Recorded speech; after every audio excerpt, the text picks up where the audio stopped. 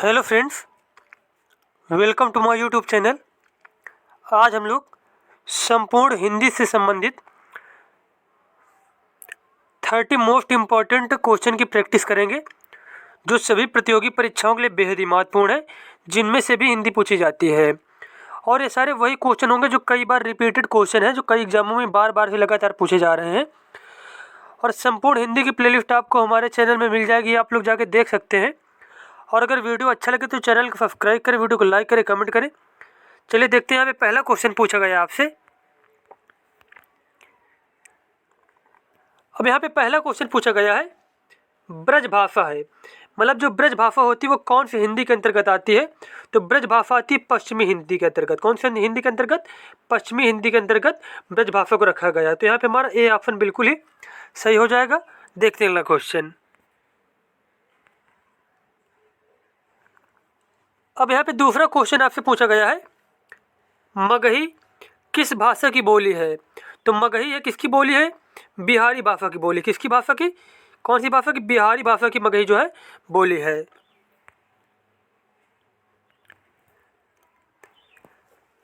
अब यहाँ पे तीसरा क्वेश्चन पूछा गया है, हिंदी खड़ी बोली किस अपभ्रंश से विकसित हुई है? तो हिंदी खड़ी बोली का विकास हुआ है सौरसेनी अपभ्रंश। किससे? सौरसेनी अपभ्रंश से हिंदी खड़ी बोली का विकास हुआ है।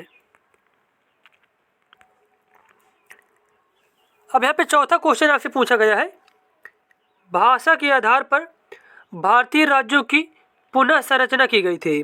तो भाषा के आधार पर जो है पुनर्गठन किया गया था राज्यों का 1956 ईस्वी में। कब किया गया था? 1956 ईस्वी में। और सबसे पहला राज्य जो था जिसका गठन किया गया था भाषा के आधार पर वो था आंध्र प्रदेश। कौन सा? आंध्र प्रदेश राज्य था। अब यहाँ पे आपसे 5 नंबर क्वेश्चन पूछा गया है, किस तिथि को हिंदी को राजभाषा बनाने का निर्णय लिया गया?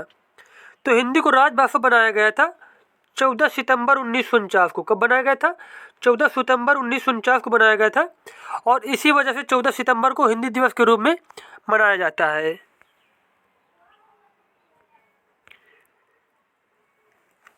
अब यहाँ पे नेक्स्ट क्वेश्चन पूछा गया है, हिंदी की आदि जननी है।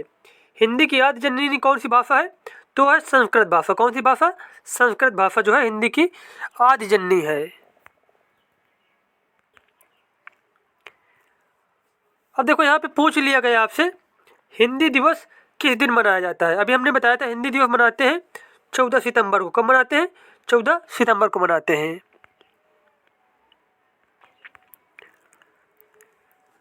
अब यहाँ पे नेक्स्ट क्वेश्चन पूछा गया है, हिंदी की विशिष्ट बोली ब्रज भाषा किस रूप में सबसे अधिक प्रसिद्ध है?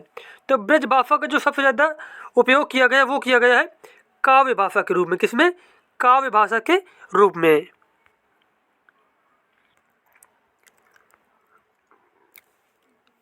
अब यहाँ पे क्वेश्चन आपसे पूछा गया है, भारतवर्ष में हिंदी को आप किस वर्ग में रखेंगे? तो भारतवर्ष में आप हिंदी को रखेंगे राजभाषा में। किसमें? राजभाषा में।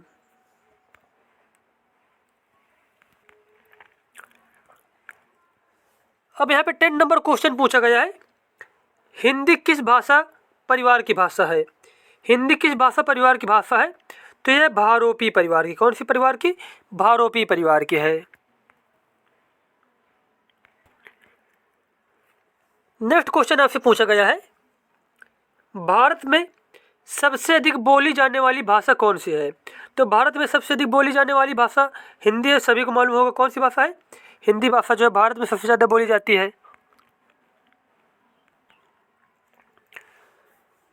अगला क्वेश्चन अब आपसे पूछा गया है, हिंदी भाषा का जन्म हुआ है।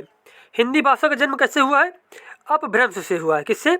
अपभ्रंश से जो है हिंदी भाषा का जन्म हुआ है।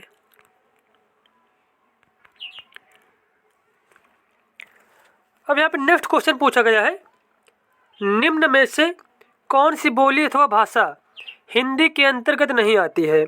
तो हिंदी के अंतर्गत इनमें से कौन सी भाषा नहीं आती है? तो वो है तेलुगु भाषा। कौन सी भाषा? तेलुगु भाषा जो है हिंदी के अंतर्गत नहीं आती है।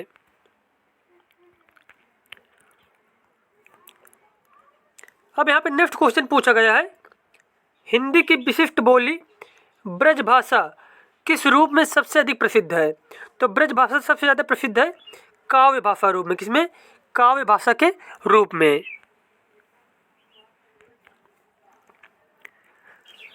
अब यहाँ पे क्वेश्चन पूछा गया है, भारतवर्ष में हिंदी को आप किस वर्ग में रखेंगे? तो भारतवर्ष में हिंदी को रखेंगे राजभाषा के रूप में, किसमें? राजभाषा वर्ग में रखेंगे हिंदी को।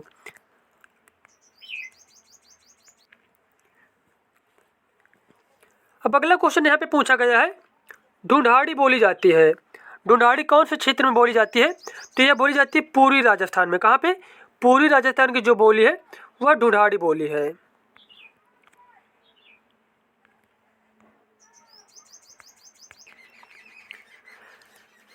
अब यहाँ पे आपसे क्वेश्चन पूछा गया है, हिंदी भाषा किस लिपि में लिखी जाती है? तो हिंदी भाषा लिखी जाती है देवनागरी लिपि में, किसमें? देवनागरी लिपि।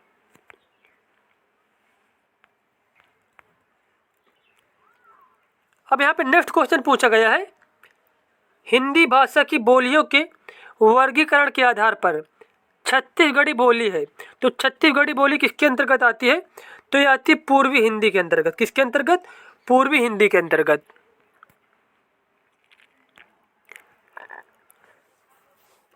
अब यहाँ पे आपसे क्वेश्चन पूछा गया है, निम्नलिखित में से कौन सी पश्चिमी हिंदी की बोली नहीं है? तो पश्चिमी हिंदी के अंतर्गत कौन सी बोली इसमें से नहीं आती है? तो इस क्वेश्चन का आंसर हो जाएगा कि जो है बघेली जो है वह पश्चिमी हिंदी के अंतर्गत नहीं आती, जबकि ब्रजभाषा, कन्नौजी और बुंदेली ये तीनों ही पश्चिमी हिंदी के अंतर्गत आती हैं।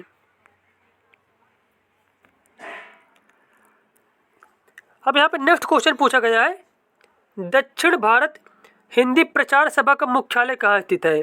तो दक्षिण भारत हिंदी प्रचार सभा जो है उसका मुख्यालय चेन्नई में। कहाँ पे? चेन्नई में।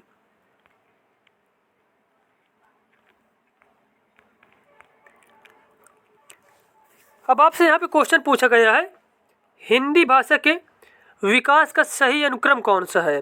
तो हिंदी भाषा के विकास का जो सही क्रम है तो वह पहले पाली भाषा है, फिर प्राकृत है, फिर अपभ्रंश है और फिर इसके बाद हिंदी का निर्माण हुआ है। तो यहाँ पे डी ऑप्शन बिल्कुल ही सही हो जाएगा।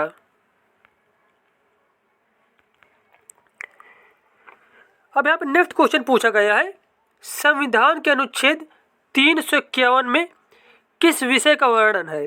तो अनुच्छेद 351 में जो बात की गई है हिंदी के विकास के लिए निर्देश, हिंदी के विकास के लिए। अब अगला क्वेश्चन आपसे पूछा गया है, ब्रजभाषा है, ब्रजभाषा कौन सी हिंदी के अंतर्गत आती है? तो यह आती है पश्चिमी हिंदी के अंतर्गत। किसके अंतर्गत? पश्चिमी हिंदी के अंतर्गत।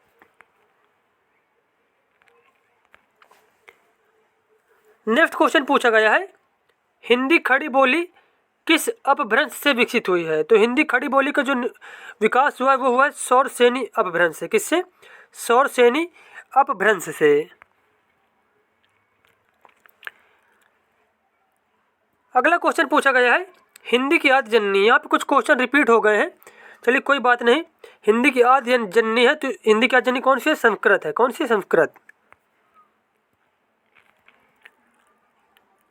अब आपसे क्वेश्चन पूछा गया है, हिंदी वर्णमाला में अयोगवा वर्ण कौन से होते हैं? तो अयोगवा वर्ण कहा जाता है अंक और आहा को। ये जो अंक और आहा होते हैं इन्हीं को अयोगवा कहा जाता है।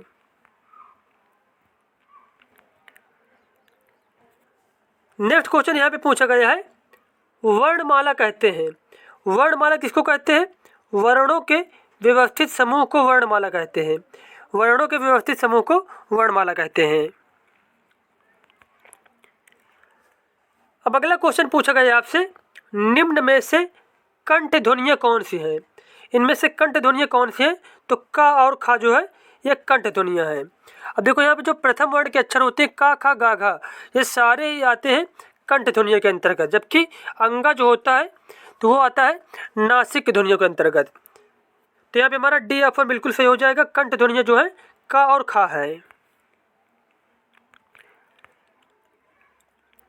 अब नेक्स्ट क्वेश्चन आपसे पूछा गया है, स्थान के आधार पर बताइए कि मूर्धन्य व्यंजन कौन से हैं? तो मूर्धन्य व्यंजन जो टा वर्ग के अक्षर होते हैं वही अक्षर क्या है? मूर्धन्य व्यंजन के अंतर्गत आते हैं। तो यहाँ पे डा ढा जो है मूर्धन्य व्यंजन हो जाएंगे। यहाँ पे ए ऑप्शन हमारा बिल्कुल ही सही हो जाएगा। अब यहाँ पे 30 नंबर और लास्ट क्वेश्चन पूछा गया है, निम्न में से अल्प प्राण वर्ण कौन से हैं? तो इसमें से अल्प प्राण वर्ण जो है क और ग जो है अल्प प्राण वर्ण के अंतर्गत आते हैं। यहाँ मतलब जैसे कि प्रथम वर्ग और तृतीय वर्ग जो है ये क्या है, अल्प प्राण वर्ग के अंतर्गत आते हैं। तो यहाँ हमारा 30 क्वेश्चन कंप्लीट हो गया। मिलते हैं नेक्स्ट वीडियो में। धन्यवाद।